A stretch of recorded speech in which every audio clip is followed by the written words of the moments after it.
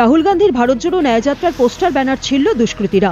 ধূপগুড়ি শহরের স্টেশন মোড় থেকে ৩ নম্বর ব্রিজ পর্যন্ত রাস্তার পাশে লাগানো পোস্টার ও ব্যানারগুলি ছিঁড়ে দিয়েছে। ঘটনায় পুলিশকে এখনো লিখিত অভিযোগ করা না হলেও মৌখিকভাবে জানিয়েছেন কংগ্রেস নেতারা।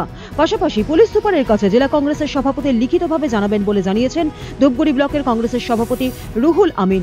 তার কথায়, রাতে কে বা কারা এই কাজ করেছে তা তাদের জানা নেই। ধূপগুড়ি থানার আইসিকে মৌখিকভাবে জানানো হয়েছে। আরও কোথাও এমন ঘটনা ঘটেছে কিনা তা খোঁজ নিয়ে দেখা হচ্ছে। তবে এই ঘটনায় কংগ্রেস নেতারা অপর কোনো দলের বিরুদ্ধে কোনো অভিযোগ তোলেননি।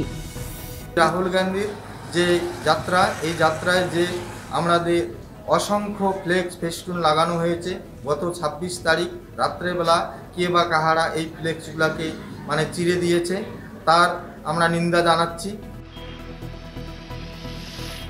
তৃণমূল কংগ্রেসের তরফ থেকে জানানো হয়েছে এই কাজটিকে তারা কোনোভাবেই প্রশ্রয় দেননি। এই ঘটনার তীব্র নিন্দা জানান তারা। গণতন্ত্র দেশ আমাদের ভারতবর্ষ, এখানে রাজনীতি করার অধিকার সবার আছে, সব দলেরই আছে। স্বাভাবিক কারণে রাহুল গান্ধী যাবে, পোস্টার যেগুলো লাগানো হয়েছে দলীয়ভাবে সেটা সঠিক। যারা এই কাজটার সঙ্গে যুক্ত আছে তৃণমূল কংগ্রেস সেই মানুষগুলোকে প্রশ্রয় দেয় না, এবং যারা করছে এটা সঠিক কাজ না। যে কোনো রাজনৈতিক দলের ব্যানার ফেস্টুন থাকতে পারে, যারা লাগাবে সেই প্রোগ্রামটা হওয়ার পরে তারাই সরিয়ে দিবে, এটাই হচ্ছে নিয়ম। অন্যদিকে এই ঘটনায় বিজেপির পক্ষ থেকে তীব্র নিন্দা জানানো হয়।